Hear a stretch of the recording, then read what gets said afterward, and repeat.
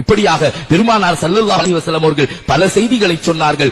எப்படிப்பட்ட விஷயங்கள் எல்லாம் வீடுகளில் இருந்தால் அங்கே நிம்மதி வராது, அங்கே அமைதி வராது, வானவர்கள் வரமாட்டார்கள் என்பதை பெருமானார் அவர்கள் சொல்வார்கள். தலைமறைக்காத பெண் இருக்கும் வீடு, வீண் விரயம் செய்யும் ஆண், கணவனை விட சத்தத்தை அதிகமாக பேசும் பெண், பெற்றோர்களுடைய மனதை காயப்படுத்தக்கூடிய நோகடிக்கக்கூடிய பிள்ளைகள் இருக்கும் வீடு, புறம் அதிகமாக பேசப்படும் வீடு, குப்பைகளை கூட்டி மூளையில் சேர்த்து வைக்கும் வீடு, எச்சில் பாத்திரங்களை வெகுநேரம் கழுவாமல் அப்படியே போடப்படும் வீடு, சீப்பு தலை சீவிய சீப்பில் முடிகளை கூட எடுக்காமல் அப்படியே வைக்கப்பட்டிருக்கும் அந்த வீடு, உடைந்த கண்ணாடியை பயன்படுத்தும் வீடு.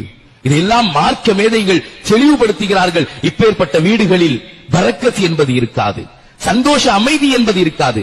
தலையை வாரிய சீப்பில் இருந்து அந்த முடிகளை எடுத்து கூட தூர போட முடியாதவர்கள் என்றால் எவ்வளவு பெரிய சோம்பேறிகளாக இருப்பார்கள்.